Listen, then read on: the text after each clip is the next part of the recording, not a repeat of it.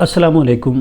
روایت میں آتا ہے کہ 610 عیسوی میں رسالت مآب صلی اللہ علیہ وآلہ وسلم غار حرا میں تشریف فرما تھے اور رات کی تاریکی اپنے عروج پر تھی۔ ایسے میں حضرت جبرائیل امین تشریف لائے اور رسالت مآب صلی اللہ علیہ وآلہ وسلم سے درخواست کی کہ پڑھیے۔ آپ نے فرمایا، میں امی ہوں، میں پڑھ نہیں سکتا۔ اس پر حضرت جبرائیل امین نے آپ کو گلے لگایا اور بھیجا اور دوبارہ کہا کہ پڑھیے۔ آپ کا جواب وہی تھا۔ تیسری بار اس مقدس فرشتے نے پھر آپ کو گلے لگا کر بھیجا اور پھر یہی درخواست کی۔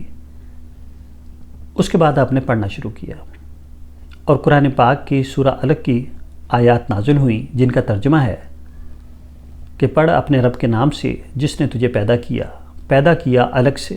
پڑھ اپنے رب کے نام سے جو بڑا کریم ہے، جس نے علم سکھایا قلم سے اور انسان کو وہ کچھ سکھایا جو وہ نہیں جانتا تھا۔ یہ بڑا تاریخی موڑ تھا۔ رات کی تاریکی میں ایک ایسی روشنی طلوع ہوئی تھی جو ساری دنیا میں پھیلنے والی تھی۔ ایسے موقع پر ضرور یہ سوال آتا ہے کہ جو پہلی وحی تھی اس میں کیا حکم دیا گیا؟ کیا اس میں نماز پڑھنے کا حکم دیا گیا؟ کیا اس میں روزہ رکھنے کی بابت کہا گیا؟ کیا زکوٰۃ و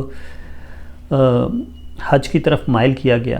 ہم یہ دیکھتے ہیں کہ سب سے پہلا جو حکم ملا وہ علم حاصل کرنے کا ملا، اور یہ بھی پتہ چلتا ہے کہ رسول اللہ صلی اللہ علیہ وآلہ وسلم یہ فرماتے ہیں کہ میں امی ہوں، میں پڑھ نہیں سکتا۔ ایسی صورت میں پھر اصرار کیا جاتا ہے۔ تو یہاں پر یہ نقطہ ملتا ہے کہ چاہے آپ کے حالات کیسے بھی ہوں، چاہے آپ پڑھنا جانتے ہوں نہ جانتے ہوں، آپ کو ہر صورت علم حاصل کرنا ہے۔ یہ لازم ہے، اس سے فرار ممکن نہیں ہے۔ صرف یہ آیات نہیں بلکہ اس کے علاوہ بھی قرآن مجید میں اور بھی آیات ہیں جن میں علم کی اہمیت کو بیان کیا گیا ہے۔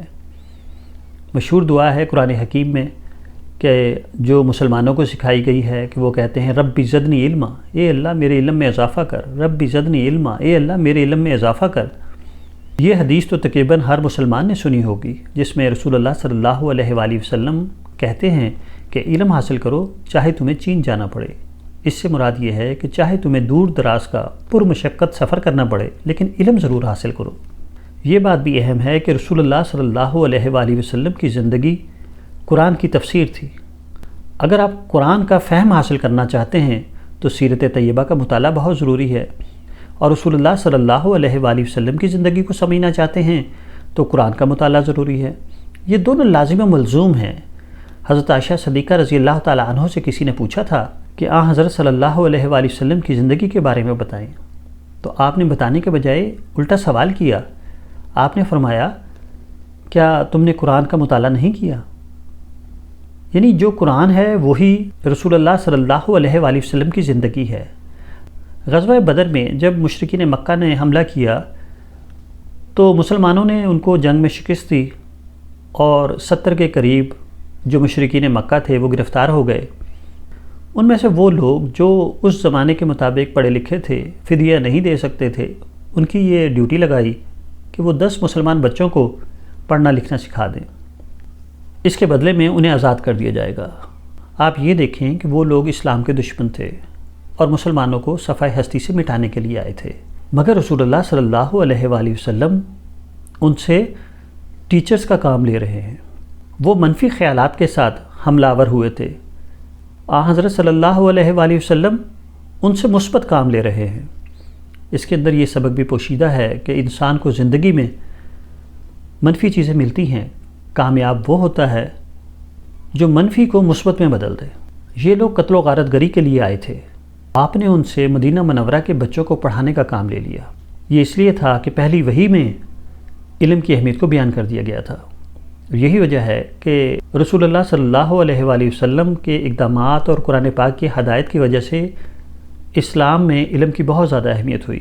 مامون کے دور میں بغداد میں دارالحکمت کے نام سے ایک ادارہ تھا جو مختلف کتابوں کے ترجمے کیا کرتا تھا۔ پھر ہم یہ بھی دیکھتے ہیں کہ مسلمانوں میں بڑے بڑے قانون دان پیدا ہوئے، مختلف مکاتب فکر وجود میں آئے، امام ابو حنیفہ، امام احمد بن حنبل، امام مالک، امام شافعی، پھر ان کے تلامذہ کی ایک طویل کتار ہے۔ ہم سائنسدانوں میں بہت سے نام دیکھتے ہیں، ہم مفسرین اور محدثین کی ایک طویل قطار دیکھتے ہیں، اس کے بعد جو فلاسفر ہیں الفارابی، ابن رشد، ابن سینا، ان کے نام ہمیں نظر آتے ہیں۔ آج بھی ہمارے لیے راستہ یہی ہے۔ اگر ہم چاہتے ہیں کہ ملت اسلامیہ کا احیاء ہو تو ہمارے لیے ایک ہی راستہ ہے کہ ہم علم حاصل کریں۔ اگر ہمارے پاس وسائل نہیں ہیں تو ہم وسائل تلاش کریں۔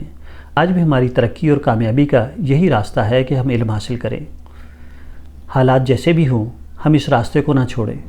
اگر ہمارے پاس اپنے ماہرین فن نہیں ہیں تو ہم دوسری اقوام کے ماہرین، اساتذہ سے استفادہ کریں، ان سے سیکھیں۔ یہی کامیابی کا راستہ ہے۔ شکریہ۔